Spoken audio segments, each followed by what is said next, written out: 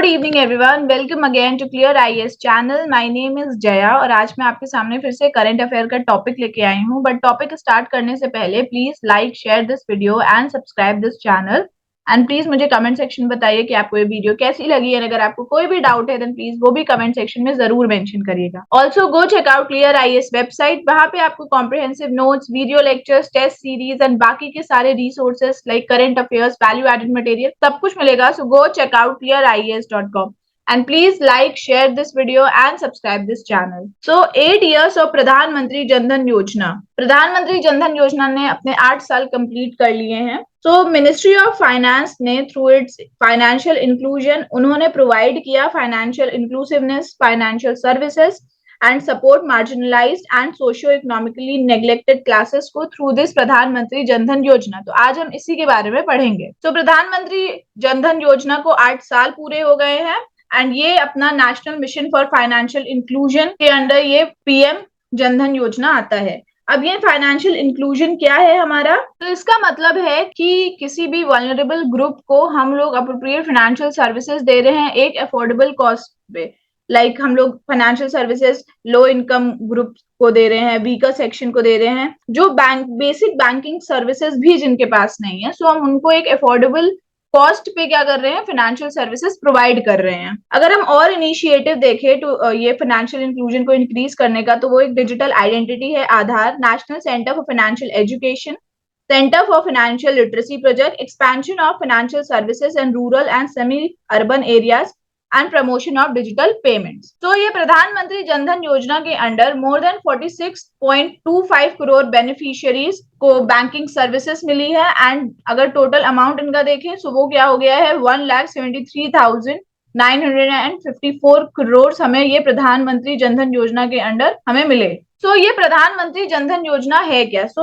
ये हमारी लॉन्च हुई थी, इसको अनाउंस किया था 15 अगस्त 2014 में प्रधानमंत्री नरेंद्र मोदी जी ने एंड उसके बाद ये हमारा लॉन्च हुआ था ये प्रोग्राम 28 अगस्त 2014। सो इसको अनाउंस किया था 15 अगस्त बट ये लॉन्च हुआ था 28 अगस्त under the ministry of finance. Pradhan Mantri Jan Dhan योजना हमारा एक सेंट्रल सेक्टर स्कीम भी है।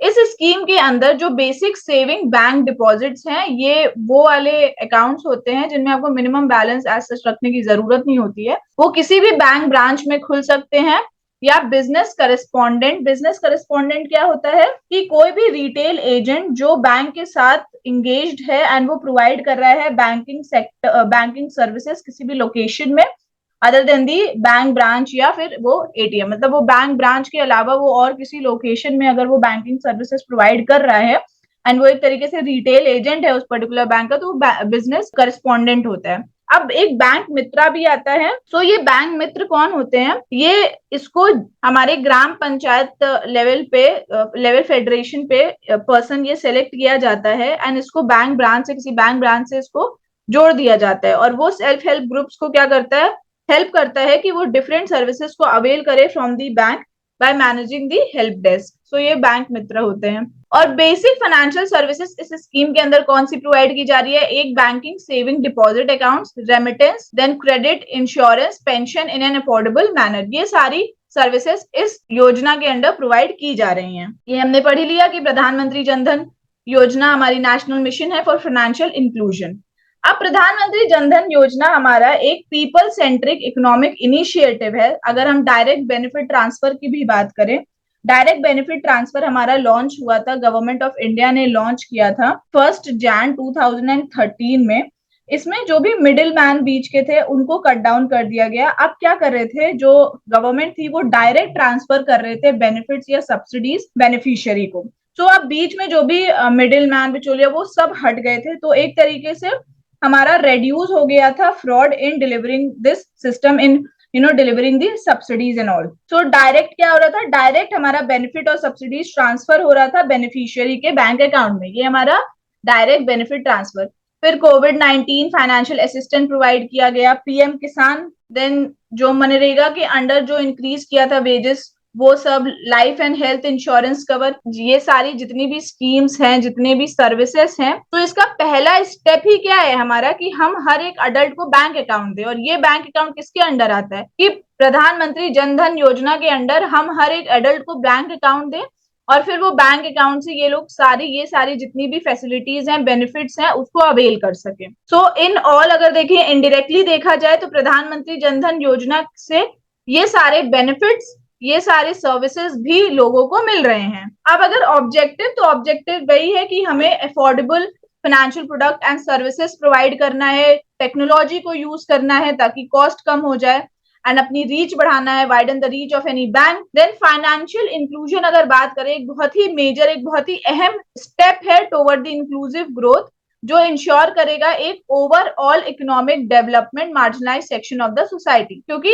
इसकी वजह से, फाइनेंशियल इंक्लूजन की वजह से, जो वल्नरेबल ग्रुप्स हैं हम उनको भी लेके आ रहे हैं आगे। मतलब पहले जैसे फाइनेंशियल एक्सक्लूजन की बात करें, पहले की बात करें, तो सब्सिडीज में हेरा फेरी, लीकेजेस इन सब्सिडीज, फिर जो बेनिफिट था वो टारगेटेड पॉपुलेशन को नहीं पहुंच रहा था, क्योंकि बेनिफिशियरीज को कोई भी आइडिया ही नहीं था कि कौन कौन से बेनिफिट है, प्लस उनके पास कोई ऑथेंटिक सेविंग बैंक अकाउंट्स नहीं थे।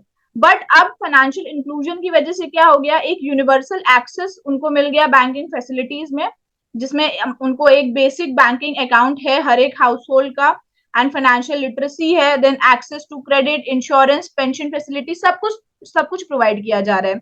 सो इन ऑल उनका क्या हो रहा है, ग्रोथ हो रहा है, डेवलपमेंट हो रहा है। सो फाइनेंशियल इंक्लूजन की वजह से मार्जिनलाइज सेक्शन जो है हमारी सोसाइटी का, इनका इकोनॉमिक डेवलपमेंट हो रहा है। अगर उनका इकोनॉमिक डेवलपमेंट हो रहा है तो इन ऑल कंट्री का भी होगा। ओके, तो ये एक बहुत अहम ऑब्जेक्टिव और सिग्निफिकेंस है। बेसिक टेनेट्स या principles of the scheme. So first is banking the unbanked. इसके अंदर जो वल्नरेबल ग्रुप्स हैं उनको basic savings bank deposit account provide कराएंगे, जिसमें मिनिमल पेपर वर्क हो, ज्यादा लिखा पढ़ी ना हो, तो वो इजिली अपना अकाउंट खुलवा सके। केवाईसी भी रिलैक्स करा दी जाएगी, ई केवाईसी प्रोवाइड की जाएगी।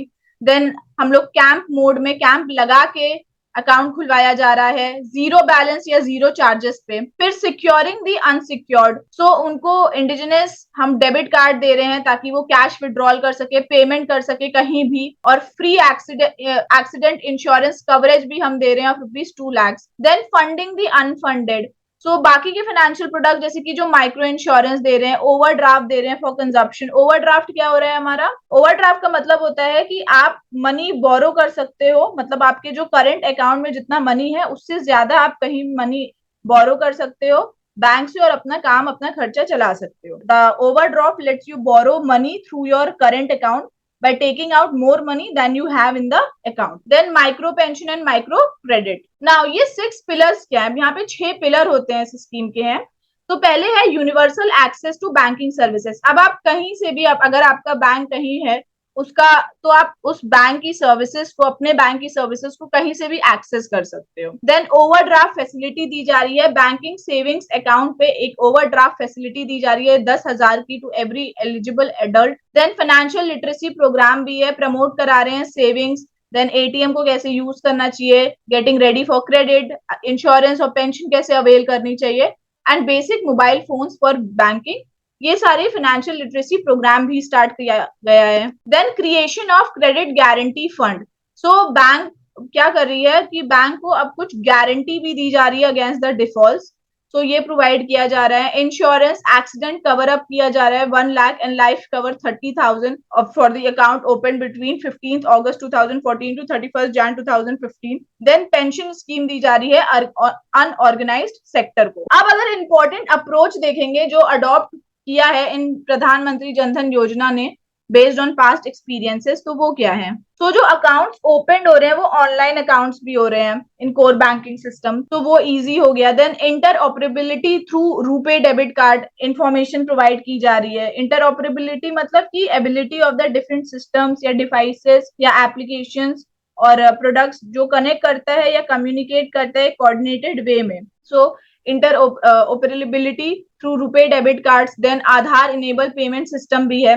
देन एक फिक्स्ड पॉइंट बिजनेस करेस्पॉन्डेंट्स भी दिया जा रहा है, एक बिजनेस ऑफिशियल को, एक रिटेल एजेंट को बैंक ने अपॉइंट कर दिया, वो आपको बैंकिंग सर्विसेज बता रहा है अदर देन उस बैंक ब्रांच के, मतलब उस बैंक ब्रांच कहीं और लोकेशन पे उस बैंक के किसी रिटेल एजेंट को अपॉइंट कर दिया गया है। देन सिंप्लीफाइड केवाईसी या ई केवाईसी भी प्रोवाइड की जा रही है। फिर एक्सटेंशन ऑफ द प्रधानमंत्री जनधन योजना विद न्यू फीचर।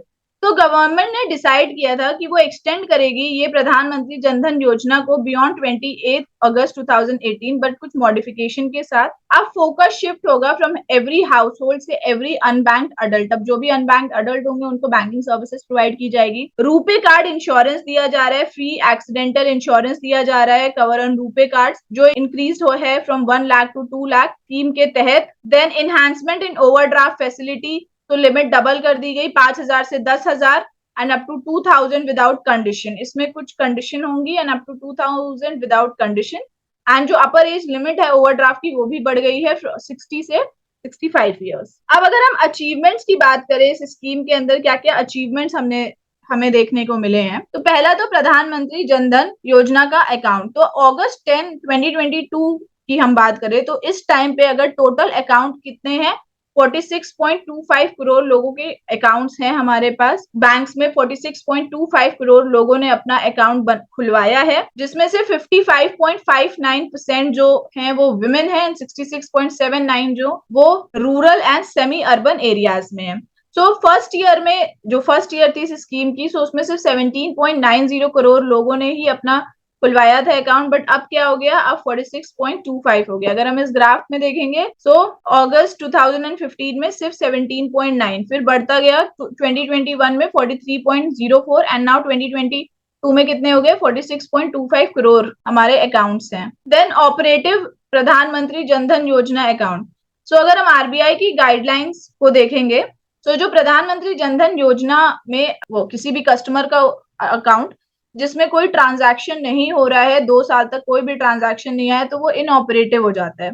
बट अगर हम अगस्त 2022 की बात करेंगे तो आउट ऑफ 46.25 करोड़ जो 37.57 करोड़ ऑपरेटिव अकाउंट्स हैं हमारे पास, सिर्फ 8.2% है जिनके जीरो बैलेंस अकाउंट्स है, कोई ट्रांजैक्शन नहीं हो रहा है। जैसे हम यहाँ पे देख सकते हैं, सो 37.57 करोड़ लोगों के इस वक्त ऑपरेटिव अकाउंट्स हैं। अगर हम प्रीवियस देखेंगे अगस्त 17 में सिर्फ 23.15 जो थे उनके ऑपरेटिव थे, अब यहाँ पे 37.57 ऑपरेटिव अकाउंट्स हैं हमारे। नाउ डिपॉजिट्स अंडर दी प्रधानमंत्री जनधन योजना। तो टोटल डिपॉजिट बैलेंस अगर हम देखेंगे तो कितना है, 1,73,954 करोड़ है, जो हमारा 7.6 टाइम्स ज्यादा है फ्रॉम अगस्त 15। यहाँ पे हम ग्राफ देख सकते हैं, अगस्त 2015 में सिर्फ 22,901 करोड़ था, अब यहाँ पे हमारा टोटल 1,73,954 करोड़ हमारा टोटल डिपॉजिट बैलेंस है। फिर एवरेज डिपॉजिट पर अकाउंट अगर देखेंगे सो इसमें एवरेज डिपॉजिट पर अकाउंट कितना है, ₹3,761, जो 2.9 टाइम्स ज्यादा है अगस्त 17 के आंकड़े में।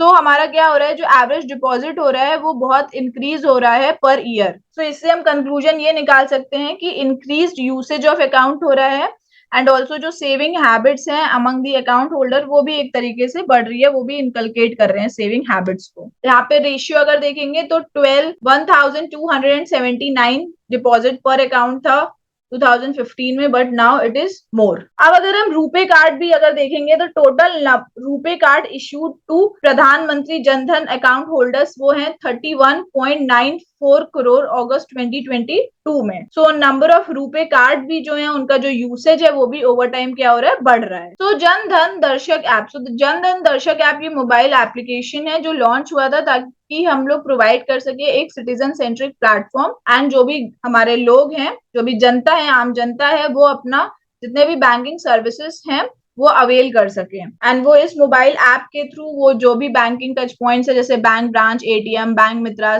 पोस्ट ऑफिस, ये सबको लोकेट कर सके इस एक ऐप से। So over 8 lakh banking touch points जो हैं हमारे वो मैप्ड हुए हैं ऑन द GIS ऐप, और जो फैसिलिटीज हैं अंडर दिस जनधन दर्शक ऐप उसको अवेल कर सकते हैं as per the need and convenience of common people. और इस ऐप का एक और हमारा सिग्निफिकेंस हो जाता है कि ये ऐप हमारा आइडेंटिफाई करता है वो विलेजेस को जिनके पास अभी भी कोई बैंकिंग टच पॉइंट्स नहीं है विद इन 5 किलोमीटर्स। तो ये सारे जितने भी आइडेंटिफाइड विलेजेस हैं उनको फिर वेरियस बैंक्स एलोकेट किया जाता है by concern state level bankers committee. And फिर जिन विलेजेस में बैंकिंग टच पॉइंट्स नहीं होता है, बैंकिंग सर्विसेज नहीं होती हैं, फिर वहां पे हम लोग एक बैंकिंग आउटलेट ये लोग खोल देते हैं। तो अगर हम ग्राफ देखेंगे तो अक्टूबर 19 में 11,278 विलेजेस थे जिनके पास हमारा बैंकिंग टच पॉइंट्स नहीं था, बैंकिंग सर्विसेज नहीं था। बट अब जुलाई 2022 में सिर्फ 143 ही ऐसे विलेजेस हैं जिनके पास बैंकिंग टच पॉइंट्स नहीं है। Next is smooth direct benefit transfer transaction. So DBT mission के अंडर फिर with the help of National Payment Corporation of India, then bank and बाकी की अदर मिनिस्ट्रीज के हेल्प से हम लोग ये डीबीटी फेलियर्स जो है उसको अवॉइड कर पा रहे हैं। एंड जो एलिजिबल बेनिफिशियरीज हैं उनको ये डीबीटी हमारा रिसीव हो रहा है in time. And about 5.4 crore प्रधानमंत्री जनधन अकाउंट होल्डर्स हैं, उन्हें डायरेक्ट बेनिफिट ट्रांसफर मिला है from the government under the various schemes. तो ये इंश्योर करने के लिए कि एलिजिबल बेनिफिशियरीज को डीबीटी मिले, सो जो डिपार्टमेंट है वो बहुत ही एक्टिव रोल लेता है in the identification of avoidable reasons for the DBT failures in consultation with DBT missions and NPCI banks and various other ministries। अब ये regular venture capital banks के साथ, NPCI के साथ जो शेयर है हमारा DBT फेलियर का वो बहुत ही कम हो रहा है, वो डिक्रीज हो गया फ्रॉम 13.5 टू 9.7 ये फाइनेंशियल ईयर 2021-2022 में। अब डिजिटल ट्रांजैक्शन, सो जो total number of digital transaction है वो हमारा 978 करोड़ से 7,195 करोड़ तक पहुंच गया है। और जो total number of UPI financial transaction है वो भी इंक्रीज हो गया है from 1.79 crore to 4,596 crore in the financial year 21 to 22। Similarly total number of RuPay card भी हमारा बढ़ गया है eight point of sales and e commerce have increased also from 28.28 crore to 151.64 crore. अगर हम और अपना इंक्रीज करना चाहते हैं कि ये फाइनेंशियल इंक्लूजन इंक्रीज हो तो उसके लिए हम लोग को डिजिटल पेमेंट्स प्रमोट करना पड़ेगा, including the RuPay debit card usages among the prime minister Jan Dhan Yojana account holder. And then हमें इंप्रूव करना है access to PMJDY account holders की वो माइक्रो क्रेडिट और माइक्रो इन्वेस्टमेंट जैसे flexi recurring deposit. Flexi recurring deposit क्या होता है, इसमें जो कस्टमर है वो अपना number of monthly instalment choose कर सकता है अपने कन्वीनियंस के अकॉर्डिंग। सो उनको ये सारे बेनिफिट्स प्रोवाइड की जाए। देन हम लोग इंश्योर करें coverage of PMJDY account holders under micro insurance schemes as well. And जो एलिजिबल प्रधानमंत्री जनधन योजना वाले अकाउंट होल्डर्स हैं उनको हम लोग प्रधानमंत्री जीवन ज्योति बीमा योजना, ये जीवन ज्योति बीमा योजना हमारा फेब 2015 में हमारा मेंशन हुआ था budget 2015। Finance minister Arun Jaitley ji ने इसको इंट्रोड्यूस किया था एंड ये लॉन्च हुआ था 9 मई 2015 में। प्रधानमंत्री जीवन ज्योति बीमा योजना ये एक इंश्योरेंस पॉलिसी है, इंश्योरेंस प्लान है। एंड देन हमारा प्रधानमंत्री सुरक्षा बीमा योजना आता है, ये भी हमारा फाइनेंशियल ईयर 2015 में ही लॉन्च हुआ था। ये भी हमारा ये बेनिफिट करता है poor and low income section of society को। एंड ये भी हमारा क्या है, इंश्योरेंस पॉलिसी ही है। So this is all.